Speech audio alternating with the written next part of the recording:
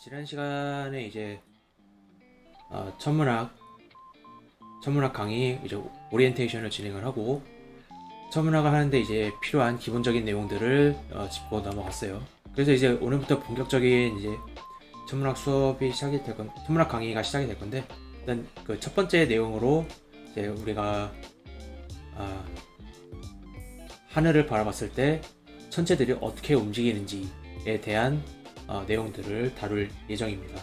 우선 제일 먼저 알아야 될 개념이 천구라는 개념이에요. 그래서 천구 혹은 뭐 영어로 celestial sphere라고 하는데, 이게 이제 공이라는 거죠. 우리가 이제 하늘을 올려다봤을 때 사람이 하늘을 인지하는 게 이런 구 모양, 공 모양이라고 인지를 해요. 예를 들어서 이제 밤하늘에 우리가 북두칠성을 본다. 북두칠성을 보는데 이게 우리 하늘에서 볼 때는 요 7개의 별이 이렇게 서로 이렇게 가까이 위치하는 것처럼 보이지만, 사실 실제 우주 공간상에서는 얘네가 다 다른 거리에 있어요. 그래서 이 별은 여기 있고 이 정도 거리에 있고, 이 별은 이 정도 거리에 있는 것처럼 보이고, 이 별은 이 정도 거리에 있는 것처럼 보이고, 이렇게 이 7개의 별들의 거리가 다 각각 달라요. 그런데 우리가 볼 때는 이 별들이 다 멀리 있기 때문에 우리가 이 별들이 서로 다른 거리에 있다는 걸 인지를 하지 못하고 공면 위에 다 투영이 된 모습을 보게 되는 거예요. 그래서 이런 식으로 실제로는 별들의 거리가 다 다르지만 우리 눈에는 다 같은 거리에 있는 것처럼 보인다. 그리고 그 거리, 사람 눈으로부터의 거리로 이루어진 이런 전체의 공면을 천구라고 부르게 되는 거예요. 그래서 실제 별들이 거리는 다 다르지만 우리 눈에는 다 같은 것처럼 보인다. 같은 거리에 있는 것처럼 보인다. 라는 거 알아두시면 되고요. 그래서 이제 이러한 구면을 이제 천구라고 부르고, 사람이 이제 서 있을 때 사람 머리 위로 쭉 올라가서 이 천구랑 만나는 지점, 이 지점을 우리가 천정이라고 해요. 여기는 이제 제니스라고 되어 있는데 천정이 되고, 그리고 사람을 기준으로 이제 우리가 사람이 볼 수 있는 이 범위를 호라이즌 혹은 수평선, 지평선이라고 하고요. 그래서 수평선도 되고 지평선도 되고요. 지평선이라고 부르는 게 더 맞겠죠. 그래서 어떤 천체가 수평선, 지평선 아래에 있다. 그러면은 이런 천체들은 땅에 막혀서 우리가 볼 수가 없어요. 그래서 태양이 이렇게 지평선 위에 있다. 그러면은 태양이 이제 빛을 비춰주기 때문에 이제 낮이 되는 거고, 태양이 천구의 아래에 있으면은 빛이 이제 땅에 막혀서 우리가 빛을 볼 수가 없기 때문에 깜깜한 밤이 되는 거예요. 이 정도로 천구의 개념을 짚고 넘어가고, 그리고 이 천구에 이제 아까 말했던 북두칠성이라든지 태양, 그리고 여러 천체들이 있는데, 이렇게 천구상에 이런 별들이 있는데, 이 별들이 가만히 있는 게 아니라 이 천구 위에서 이렇게 움직이는 것처럼 보여요. 근데 이제 그 원인이 뭐냐?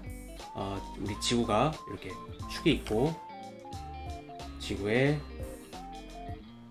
자전축이 있고, 이 자전축을 기준으로 지구가 이렇게 돌고 있어요. 회전을 하고 있는데, 우리 지구 위에 살고 있는 사람 입장에서는 지구는 가만히 있고, 대신에 이런 천체들이 이렇게 천구를 따라서 움직이는 것처럼 보이게 되는 거예요. 그래서 지구는 이렇게 회전을 하고 천체들은 그 반대 방향인 동쪽에서 서쪽으로 이렇게 이동을 하는 것처럼 보이게 되는 거예요. 그리고 이 지구의 자전축을 이렇게 쭉 연장을 했을 때 이렇게 여기서 이제 천구랑 만나는 지점들이 있어요. 그래서 천구의 북극에서, 그러니까 지구의 북극에서 천구 쪽으로 이렇게 쭉 축을 늘리면은 천구랑 만나는 지점이 있는데 이 지점을 천구의 북극이라고 해요. 천구의 북극. 그리고 반대로 지구의 남극에서, 여기가 이제 지구의 북극인데 여기로는 지구의 천구의 북극이 되고, 지구의 남극에서 쭉 선을 연장을 해서 천구랑 만나는 지점을 우리가 천구의 남극이라고 해요. 천구의 남극. 그리고 이 지구의 적도가 있죠. 지구의 적도를 쭉 연장을 해서 이제 천구랑 만나는 부분들이 있어요. 이 부분을 이제 천구의 적도라고 하고요. 여기 이제 천구의 적도. 이 그림에서는 사람이 여기 이렇게 중위도 지방에 살고 있는데, 이 사람의 지평선이 여기 이 선이 되는 거예요. 이 원이 되는 거예요.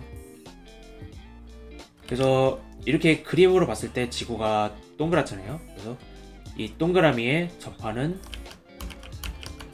선을 하나 그어주면은, 그리고 이 선을 이렇게 쭉 늘려서 천구랑 만나는 지점을 표시를 하면은 이제 이 영역이 중위도 지방에 살고 있는 이 사람의 지평선이 되는 거예요. 그리고 이제 조금 전에 봤던 천구의 북극, 천구의 남극을 기준으로 별들이 이렇게 빙글빙글 돌고 있어요. 왜냐? 지구의 자전 때문에. 그래서 이 그림은 이제 천구의 남극을 기준으로 도는 별들인데, 천구의 남극은 이렇게 가만히 있고, 이제 천구의 남극을 기준으로 별들이 이렇게 원 모양으로 돌고 있는 걸 알 수가 있겠죠.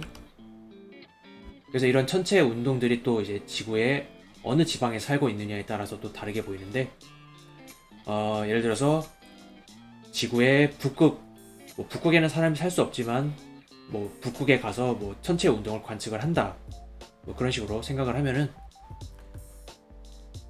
이렇게 여기 사람이 서 있고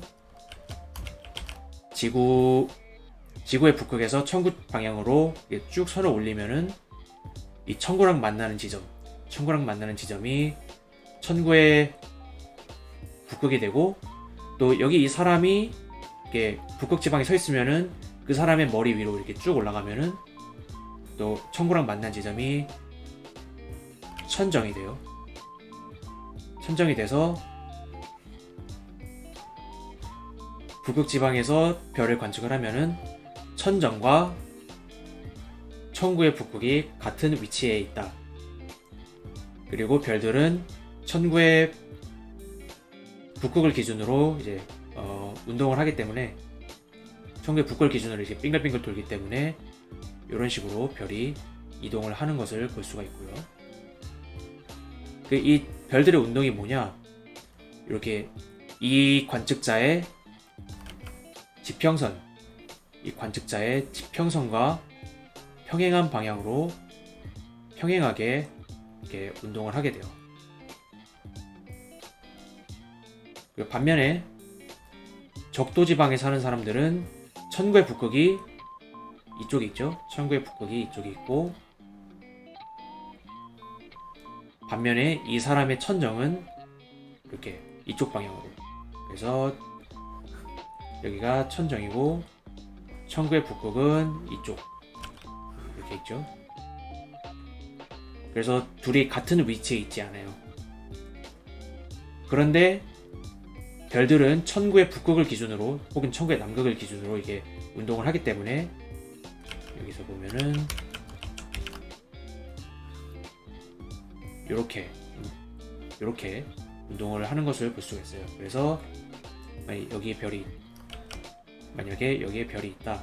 그럼 이 별은 이렇게 운동을 하는 거예요. 그래서 동쪽 수평선, 여기 동쪽 수평선에서 이렇게 떠서 이렇게 쭉 올라가서 결국 서쪽 수평선으로 이렇게 지는 그런 운동을 볼 수가 있고요.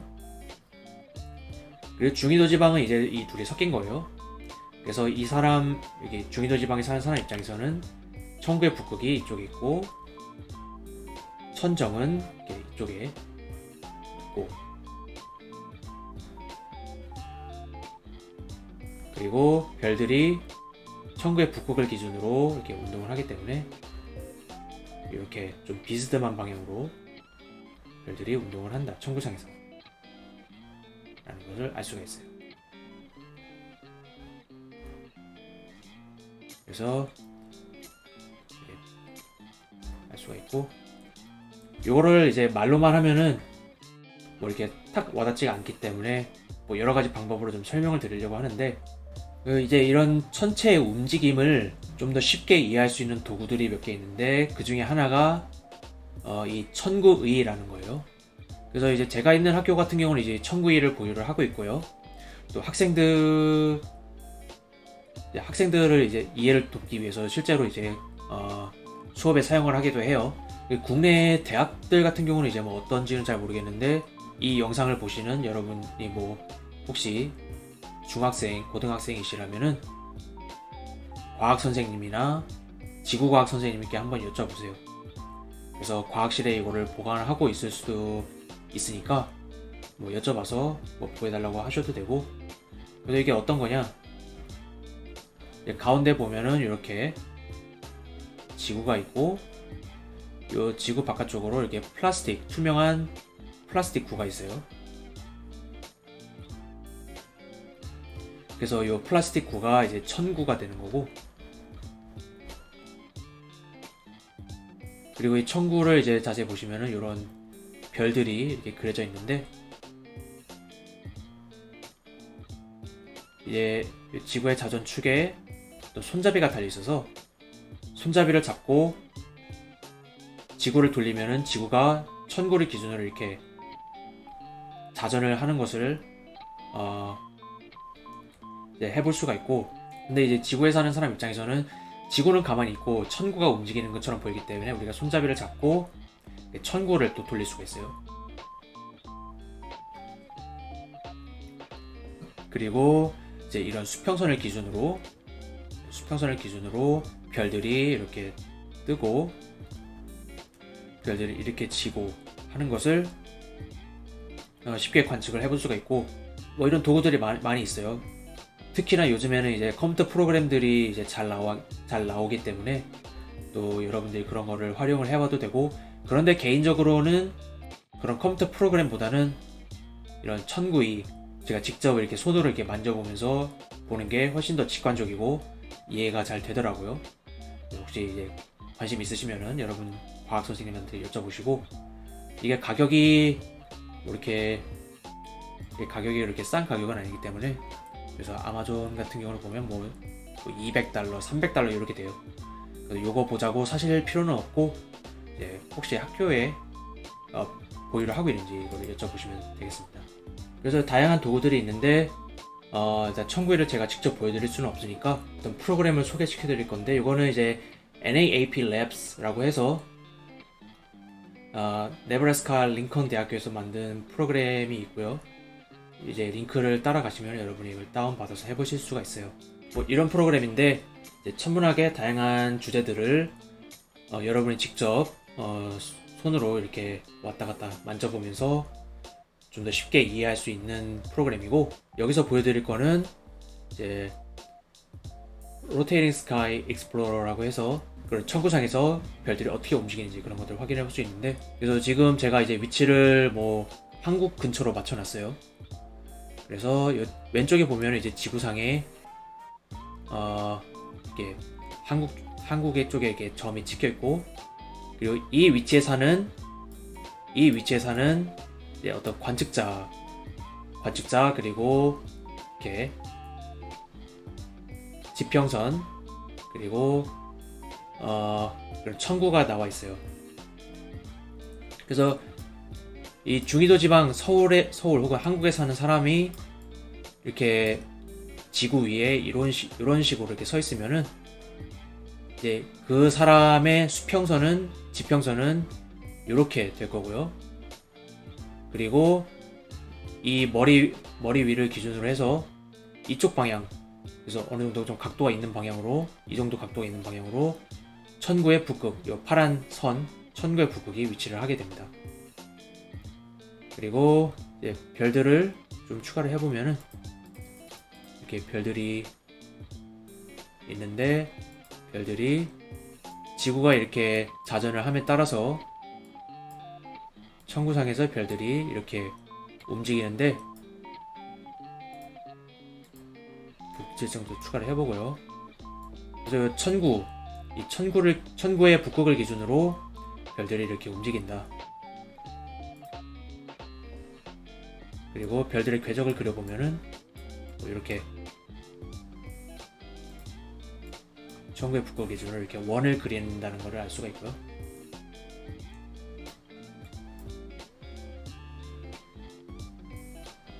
별을 좀 추가를 해보면은 별들이 수평선에 이렇게 떠서 동쪽 수평선에서 떠서 이렇게 고도가 올라갔다가 이번에는 다시 서쪽으로 별이 서쪽 지평선으로 이렇게 떨어지는 것을 볼 수가 있죠. 그리고 만약에 이제 아까 봤던 이제 북극지방으로 가서, 북극지방은 이제 사람이 여기 이렇게 서 있는데 이 천구의 북극하고 천정이 이렇게 같은 천구상의 같은 위치에 존재를 하게 돼요. 그래서 별들을 다시 추가를 하고, 이런 별들이 어떻게 움직이는지를 보면은 이렇게 지평선에 평행하게 별이 움직이는 것을 볼 수가 있어요. 지평선에 평행하게 별들이 움직인다. 그렇기 때문에 별이 뭐 뜨거나 지거나 그런 일이 일어나지 않아요. 지구의 북극에서는, 혹은 지구의 남극에서는. 그리고 우리가 적도지방으로 옮겨가면은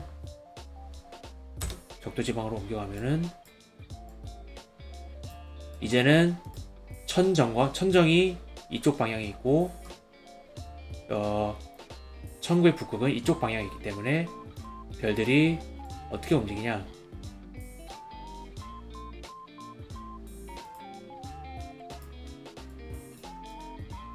이렇게 뜰 때 지평선에 이렇게 직각인 방향으로 떠서, 질 때는 다시 지평선에 직각인 방향으로 진다. 적도지방에서는 뭐 이런 차이가 있다라는 거, 여러분이 이 프로그램으로 이렇게 이것저것 해보시면서 좀 더 쉽게 일을 하실 수가 있을 거라 생각을 합니다. 그리고 또 이제 해볼 수 있는 게 스텔라리움이라는 프로그램이에요. 이거 이제 뭐 굉장히 유명한 프로그램인데, 이제 여러분의 운영체제에 상관없이 뭐 윈도우든지 리눅스든지 혹은 이제 뭐 맥북을 쓰신다든지 그런 운영체제 상관없이 다 설치를 해서 사용하실 수 있고, 또 이게 모바일 버전도 있어요.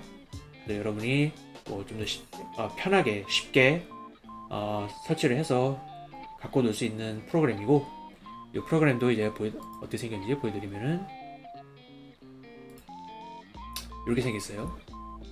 그리고 이제 우리가 이 프로그램에서 들어와서 우리가 이제 북쪽, 여기 보면은 N이라고 되어 있죠. 이 북쪽 하늘을 이렇게 보면은 이 밝은 별이 있는데 이게 북극성이에요.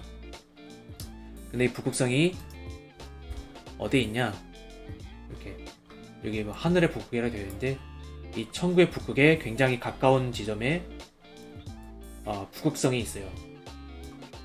뭐 정확히 같은 지점에 위치하지는 않고 이게 1도 정도 이제 어긋나 있다고 하는데, 사실 그래도 굉장히 가깝기 때문에 우리가 이제 옛날 사람들이 이제 북쪽 방향을 이제 찾을 때 요 북극성을 보고 찾았다고 하죠. 그리고 이제 이 프로그램에서 시간을 빠르게 가게 하면은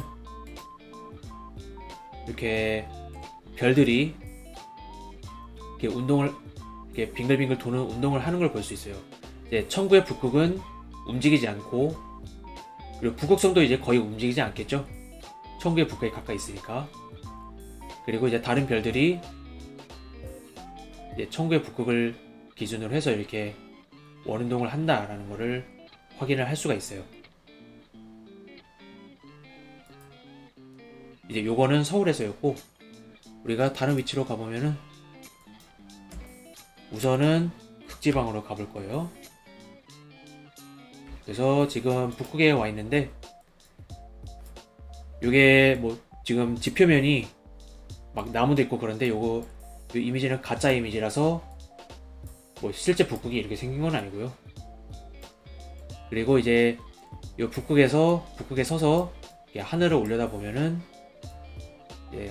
맨 꼭대기에 천구의 북극성이 있을 테고, 이런 별들이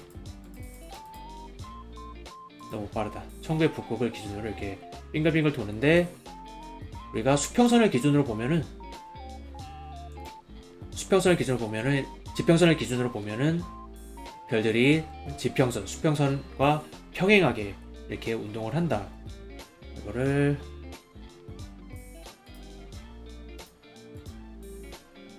보면은 요 지평선이 있고, 지평선과 평행한 선들이 이렇게 그어져 있죠. 그리고 이제 이 선들을 따라서 천체들이 움직인다라는 걸 알 수가 있습니다. 어디서? 극지방에서, 북극이나 남극에서. 그리고 우리가 이번에는 적도지방으로 이동을 할 거예요. 적도지방에서는 천구의 북극이 어디 있냐? 여기 지평선, 지금 여기 나무에 가려서 안 보이죠? 이 천구의 북극성이 어디 있냐? 이 수평선에 걸쳐 있어요. 지평선에 걸쳐 있어요. 지평선, 그리고 이제 북쪽 방향에 걸쳐 있어서 거의 이제 보일랑말랑하고, 별들이 이 북극을 기준으로 이렇게 돌기 때문에 적도에 사는 사람들 입장에서는 별들이 이렇게 지평선에 직각인 방향으로 뜨는 것처럼 보이고, 서쪽 하늘을 보면은 지평선에 직각인 방향으로 지는 것처럼 보이게 된다 라는 것을 비교를 해볼 수가 있습니다. 이거는 별의 운동이었고요. 또 태양의 운동도 볼 수가 있는데, 그리고 옛날 사람들은 또 태양이 별자리들이 있고, 이 별자리들을 기준으로 또 태양이 움직이다는 것을 알고 있었어요. 이거를 또 스텔라리움에서 보여드리면은, 이제 제가 하늘에 이런 별자리들을 그려놓고, 또 별자리들을 기준으로 이렇게 하늘의 영역을 이렇게 나눌 수가 있어요. 그리고 이제 지금 날짜가 7월 28일인데 이 태양이 지금 어디 있냐면 요 현재 개자리에 있어요. 그리고 태양이 요 개자리에 가만히 있는 게 아니라 날짜가 변하면서 이렇게 태양이 움직이는데, 날짜가 지나면은 사자자리에 들어가고, 또 시간이 지나면은 사자자리를 지나서 처녀자리에 또 들어가고, 그 다음에 천칭자리, 전갈자리 이렇게 들어가고, 그 다음에 뭐 여기는 궁수자리도 있고, 염소자리, 물병자리, 물고기자리, 그 다음에 양자리, 황소자리, 쌍둥이자리, 그리고 다시 이렇게 개자리로 지금 1년 지나서 개자리로 돌아왔어요. 그리고 이 지구의 공전 때문인데, 그래서 뭐 한 8월쯤에 지구가 한 8월쯤에 지구가 여기 있고, 이제 태양을 이렇게 봤을 때 태양이 요 개자리에 있는 것처럼 보인다 라는 거고, 지구가 이렇게 공전을 하면서 예를 들어 지구가 여기 있으면은 이제 태양이 처녀 자리에 있는 것처럼 보이고, 또 빙글 돌아서 이제 6월 달에는 태양이 황소 자리에 있는 것처럼 보이고, 이게 지구의 공전 때문이다. 그래서 옛날 사람들은 이런 태양이 이런 별자리를 기준으로 움직인다는 것을 알고 있었고, 이러한 별자리들이 무슨 큰 의미가 있다고 생각을 해서 이런 별자리들을 뭐 황도 12공이라고 이렇게 불렀어요. 그리고 거기서 더 나아가서 이런 별자리들이 사람들의 운명을 결정을 짓는다라고 생각을 했죠. 그래서 이제 거기서 나온 것들이 뭐 점성술이나 또 오늘날에 이제 뭐 신문이나 뭐 인터넷 같은 데 찾아보시면은 뭐 별자리 운세 같은 것도 있어요. 그래서 이제 제가 예전에 봤던 일본 버튜버 중에서 이제 매일 아침 라디오 방송을 하시는데, 그때 이제 뭐 이런 별자리 운세를 뭐 소개시켜 주시는 분들도 계시고, 이런 별자리들이 사실 이제 뭐 과학적인 마인드를 갖고 있는 분들이라면 이제 그런 뭐 별 큰 의미가 없다라는 걸 알고 계시겠죠. 별자리들이 사람들의 운명을 결정을 짓는다는 게 말이 안 되기 때문에.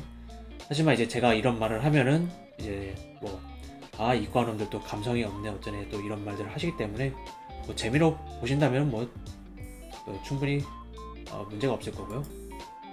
뭐 별자리 운세를 보면은 그래서 이런 여러 가지 별자리들이 있죠. 뭐 사실 저 같은 경우는 이제 황소 자리에 속하는데, 어디 운세를 보면은 뭐 머리가 무거워지는 날이라네요. 그리고 쉬고 있어도 쉬는 것 같지가 않아요. 맞네요. 왜 맞지? 그리고 과거에 대한 집착을 피하라고 하고, 그리고 싱글인데 과거에 사람이 없어서 저한테 연락을 할 사람이 없어요. 틀려요, 역시. 재물운은 조금씩 나아지고 있습니다. 돈 그렇게 많지 않은데. 뭐 아무튼 황소자리인데, 그래서 생일이 4월 20일에서 5월 20일 사이인 사람의 별자리가 황소자리예요. 그래서 이거를 가보면은 이제 뭐 4월 20일에서 50일 사이인데, 이거를 뭐 5월 1일 정도로 맞춰봅시다. 근데 뭐냐, 태양이 황소자리에 있지 않고 양자리에 있어요. 이게 말이 안 되죠? 뭐야, 4월 20일? 4월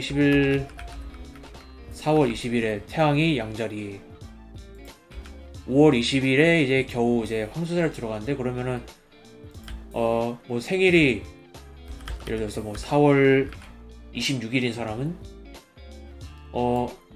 황소자리가 아닌 건가? 왜 그러지? 이게 맞지 않는 거를 볼 수가 있어요, 대부분.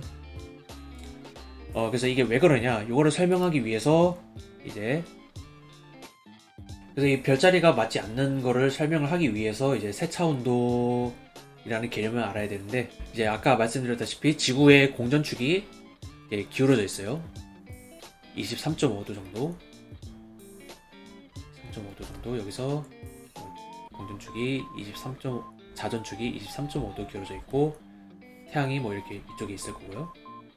그런데 이 기울어진 자전축이 항상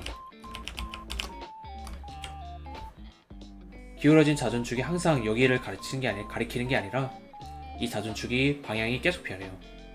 그래서 나중에는 이렇게 되고, 나중에는 또 이렇게 되고, 이 자전축 자체의 방향이 계속 변하는데, 이 운동을 세차 운동이라고 해요. 그래서 세차 운동이고, 주기가 26,000년이나. 그래서 현재는 요 북극성이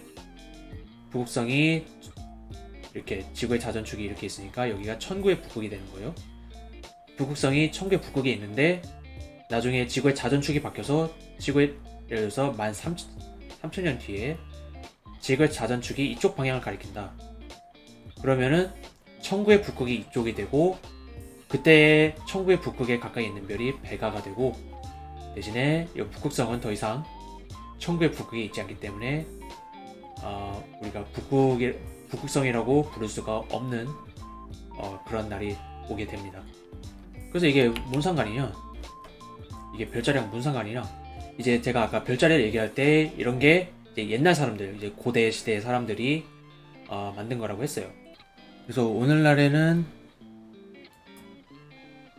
이제 뭐 4월 20일 태양이 양자리에 들어가 있는데, 이제 점성술이 만들어졌던 뭐 고대 시대로 돌아가 보면은 뭐 정확히 언제인지 모르겠지만 일단 0년도라고 합시다.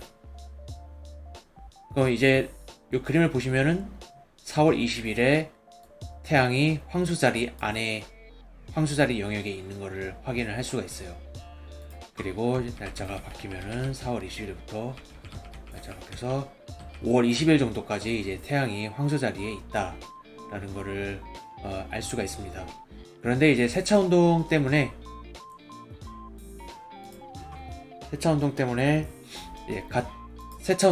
이제 같은 날이라도 연도가 바뀌면서 태양이 점점, 여기서 다시 이제 여기서부터 시작해 보면은 같은 날짜여도 연도가 바뀜에 따라서 태양의 위치가 별자리를 기준으로 바뀌는 것을 알 수가 있어요. 그래서 태양이 조금씩 이동을 하죠.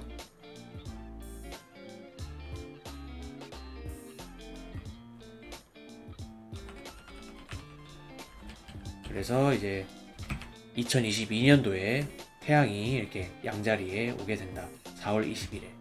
과거에 이제 이런 점성술이 만들어졌던 과거에는 태양이 황소자리에 있었지만 4월 20일에 세차운동 때문에 지구에서 바라보는 천구의 방향이 바뀌기 때문에 더 이상 4월 20일에 태양이 황소자리에 있지 않게 된다라는 겁니다. 그리고 이제 이번에 설명을 할 거는 지구의 크기에 관한 건데, 이제 옛날 사람들은 지구가 둥글다라고 생각을 했어요. 뭐 여러 가지 뭐 증거들이 있죠. 이 지구가 굉장히 크기 때문에 이제 이 지구 위에 사는 사람들은 이제 자기 주변만 이렇게 보기 때문에 이게 평평해 보이는데, 사실 이제 멀리 나가서 보면 지구가 이제 둥글다라는 걸 알 수가 있고, 뭐 여러 가지 증거들이 있는데, 뭐 배가 이제 멀리 멀어지면은 지평선 아래로 이제 사라진다거나, 이제 월식이 일어났을 때 월식에 생기는 그림자가 지구의 그림자죠. 그런데 그 그림자 모양이 이제 동그랗기 때문에 지구가 둥글다라고 생각을 했었고요. 그래서 이 지구가 둥글다라는 것을 바탕으로 해서 또 지구의 크기가 얼마인지 또 사람들이 측정을 했어요. 그래서 그 측정이 되는 이제 기본 원리가 뭐냐면은, 태양이 지구를 비추는데, 예를 들어서 태양이 여기 있다라고 하면은, 태양이 가까이 있다라고 하면은 이렇게 태양빛이 이쪽으로 이렇게 들어오고, 만약 태양이 더 멀리 있다 그러면 태양빛이 이렇게 들어오고, 태양빛이 이렇게 들어오고. 그래서 이 태양이 계속 멀어진다 그러면은 태양빛이 들어오는 방향이 이렇게 거의 평행하게 들어온다라고 일단 가정을 했어요, 사람들이. 그래서 태양빛은 평행하게 들어온다라고 가정을 하고, 그래서 이제 고대 사람들이 이 원리를 이용을 해서 지구의 크기를 측정을 했어요. 그래서 이제 에라스토테네스라는 이제 옛날 사람이 그걸 측정을 했는데, 이집트의 이제 시에네라는 도시, 그 당시 시에네라는 도시였고, 오늘날에는 이집트의 아스완이라고 하는 도시라고 하네요. 그래서 이제 여름에 이 도시에 어떤 우물이 있는데, 이거를 이제 얘기를 들어보니까, 이 정오, 그러니까 태양이 가장 높은 위치에 있을 때 태양빛이 이렇게 정확하게 들어와서 우물의 바닥을 비춰서 그림자가 지지 않는다라는 걸 알고 있었어요. 만약에 태양의 위치가 높은데 좀 기울어져 있다 그러면은 태양빛이 이렇게 들어오면은 요만큼 그림자가 생기겠죠. 근데 이렇게 그림자가 생기지 않고 우물의 바닥을 완전하게 비춘다라는 걸 알고 있었어요. 그 말은 뭐냐? 여기에 사는 이 도시에 사는 사람들의 천정에 태양이 위치한다는 이야기고, 또 반면에 이제 알렉산드리아라는 이제 이집트의 도시에서는 막대기를 세워보니까 바닥에 막대기를 세워보니까 태양이 여기 있어서 이렇게 그림자가 지는데, 이 그림자가 생기는 각도가 한 7도 정도 된다 라는 걸 알고 있었어요. 그리고 이제 이 두 도시 사이, 여기 그림에 보시면은 여기가 알렉산드리아고 여기가 시에네라는 도시인데, 이 둘 사이의 거리가 약 5,000 스타디아, 그 당시의 단위를 썼겠죠. 5,000 스타디아라는 단위라고 해서, 그래서 지구가 이렇게 있고, 이제 시에네라는 도시는 태양빛이 이렇게 들어온다. 근데 아까 이제 태양빛이 평양에 들어온다고 했죠. 그래서 요 이집트의 알렉산드리아라는 도시에 이렇게 막대기를 세워보면은, 알렉산드리아라는 도시에 막대기를 세워보면은 태양빛이 평양에 들어오는데, 그림자 생길 때 이 각도가 7도다. 그래서 지구가 둥글다라고 가정을 하면은 이렇게 그림을 그릴 수가 있고, 이 선과 평행하기 때문에 이 각도가 7도가 되고, 그리고 또 이 두 도시 사이의 거리를 재니까 그 당시 대충 5,000 스타디아라고 스타디아라고 했어요. 그래서 뭐 이제 에라스토테네스가 뭐 노예를 시켜서 여기 걸어가게 해서 이제 거리를 쟀다 뭐 그런 이야기도 있는데, 그래서 이 각도 7도에 해당하는 거리가 5,000 스타디아. 그러면은 만약에 이게 7도가 아니라 360도면은 요 거리는 요 이제 지구의 둘레가 되겠죠. 지구의 둘레가 얼마냐? 이제 그거를 계산을 한 게, 이걸 x라고 하면은 7도 곱하기 x는 5,000 곱하기 360도. 그래서 x는 5,000 스타디아 곱하기 360도분의 7도가 되고, 요거를 대충 350도라고 생각을 하면은 이게 대략적으로 5,000 곱하기 50이 돼서 약 25,000 스타디아가 된다 라는 거고,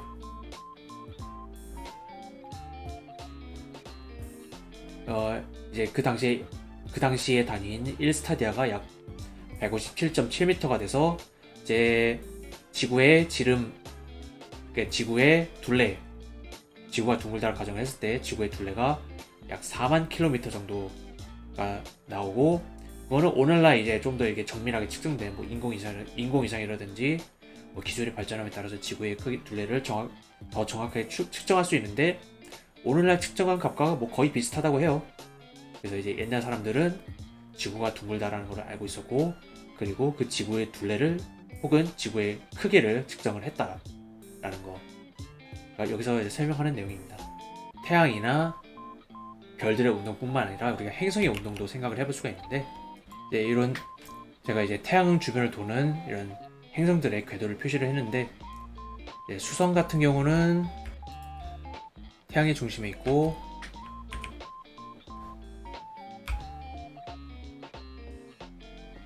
태양을 주변으로 이렇게 수성이 이렇게 도는 것을 알 수가 있어요. 금성도 그렇고요. 태양이 가운데 있고, 태양을 주변으로 수성이랑 금성이 이렇게 도는 것을 볼 수가 있고, 그리고 이제 또 한 가지 이제 스텔라리움에서 관측을 할 수 있는 게, 지금 이 빨간 선들이 행성의 이제 공전 궤도인데, 보면은 어디 위아래로 막 가는 게 아니라 이렇게 뭐 거의 뭉쳐 있죠. 그래서 한 평면 위에 있다라는 걸 알 수 있는데, 이게 왜 그러냐면은 슬라이드에서 보시는 것처럼 공전 궤도가 거의 한 평면 위에 이렇게 위치를 해요. 그래서 지구를 보면은 이런 행성들의 궤도가 이제 모여 있다라는 거. 이제 여기 있는 명왕성, 이제 뭐 더 이상 행성은 아니지만 명왕성 같은 경우는 이게 기울어져 있는데, 나머지 8개 행성들, 그리고 이제 소행성대, 이런 천체들은 이제 한 평면 위에 있다. 이게 왜 그러냐? 나중에 다른 강의에서 다룰 예정인데, 이거는 태양계의 형성 과정과 관련이 있고요. 우리가 이제 화성을 보면은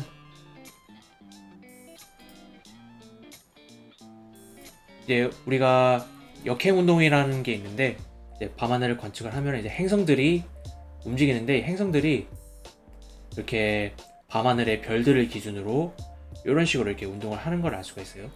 그런데 가끔씩 보다 보니까 이 행성의 운동이 평소에는 이렇게 갔는데 갑자기 이렇게 반대 방향으로 가는 그런 것들을 이제 옛날 사람들이 관측을 했어요. 그러다가 이제 이렇게 좀 거꾸로 가는가 싶더니 다시 이렇게 원래 방향으로 이렇게 가는 거를 발견을 했는데, 이제 이 반대 방향으로 가는 운동을 이제 역행 운동이라고 하고, 이제 지금 제가 화성을 보고 있는데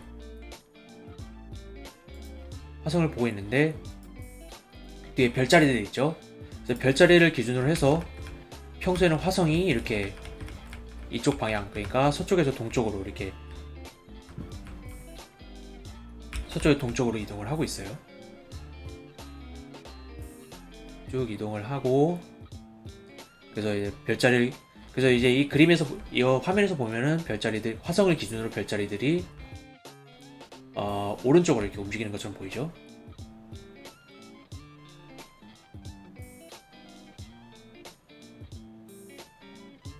이렇게 이동하다가 평소에는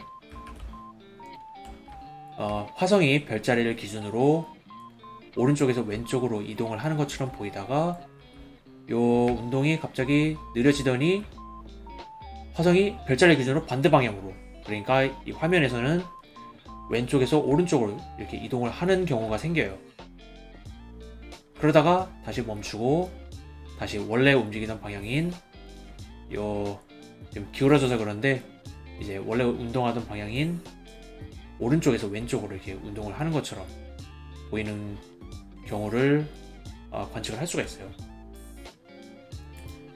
그래서 이거의 원인이 뭐냐?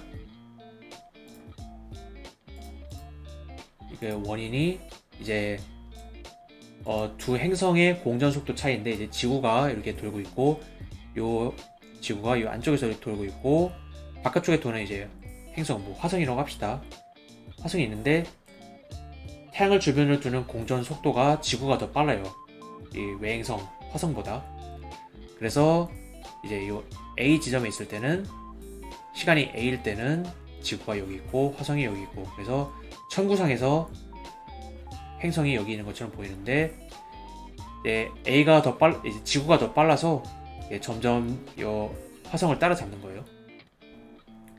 그래서 B에 있는 것처럼 보였다가 이제 따라잡히면은 지구가 더 빨리 가니까 화성은 더 느리게 가는 것처럼 보여서 이렇게 거꾸로 방향이 바뀌는 것처럼 보이고, 다시 이렇게 지구가 이제 멀리 떨어지면은 다시 화성이 원래 방향으로 가는 것처럼 보인다. 이거를 역행 운동이라고 하고, 그래서 이런 역행 운동을 어떻게 설명을 할 것인가? 그래서 옛날 사람들은 이제 지구가 우주의 중심에 있고 이제 천체들 그리고 하늘이 지구를 기준으로 움직인다라고 생각을 했어요. 그래서 동양권에서는 이제 천동설, 그러니까 하늘이 움직인다라고 불렀고, 서양권에서는 지오센트릭 모델, 그래서 지구가 중심에 있는 모델이다 해서 지구가 중심에 있고 나머지 모든 천체들이 지구를 중심으로 도는 그런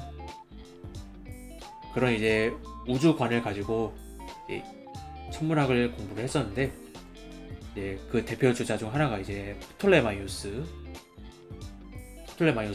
되고, 아까 이제 보여드렸던 이런 외행성의 역행 운동을 주전원이라는 개념을 도입을 해서 설명을 했어요. 그래서 지구가 있고 이런 공전 궤도가 있는데, 행성의 공전 궤도가 있는데, 이 행성이 이 공전 궤도를 도는 게 아니라 이 공전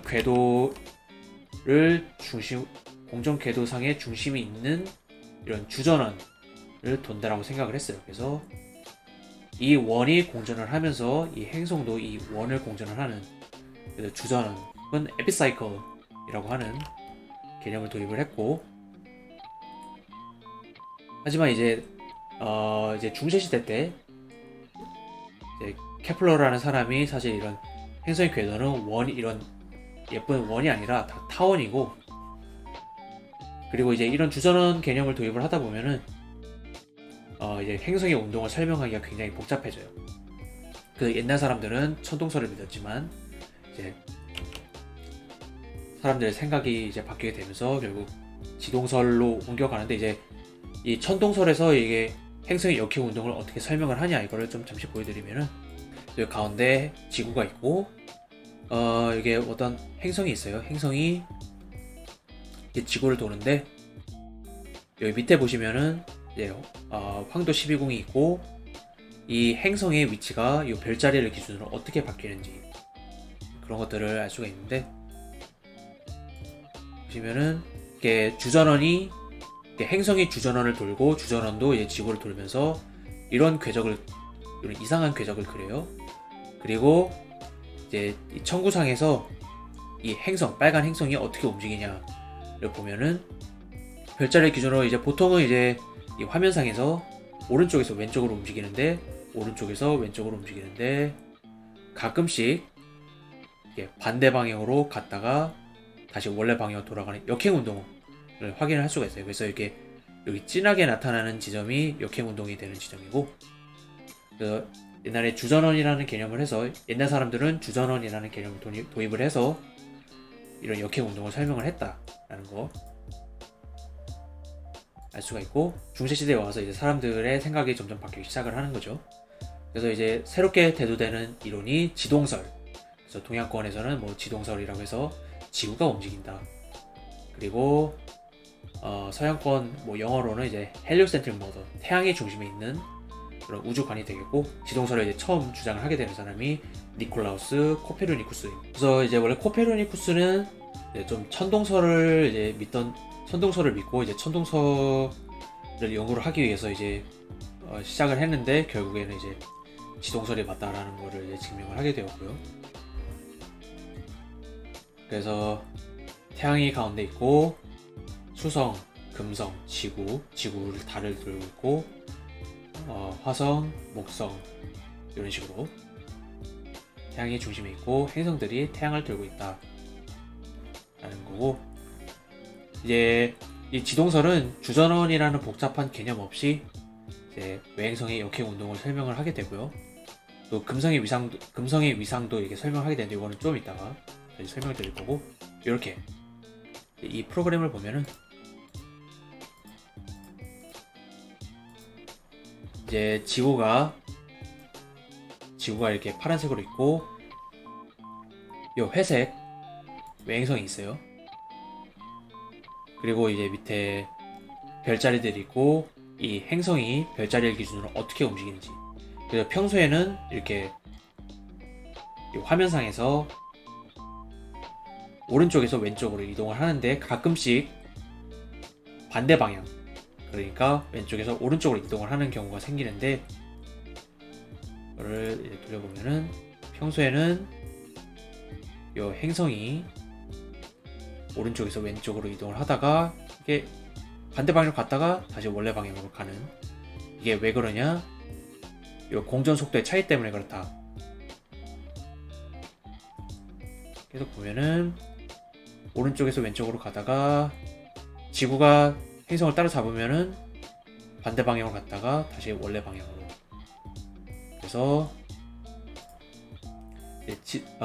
지동설에서 이렇게 역행 운동을 설명할 수가 있다. 주전원의 개념 없이.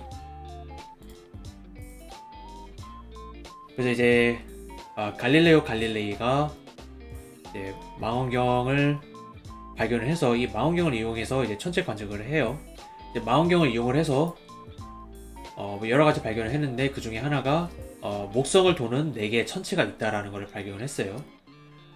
그래서 목성을 도는 4개의 위성, 그래서 오늘날 이제 뭐 갈릴레이 위성이라고 하는데, 뭐 이오, 유로파, 가니메데, 칼리스토, 이렇게 4개의 위성이 있고, 이게 또 이게 천동설을 반박하는 증거 중 하나죠.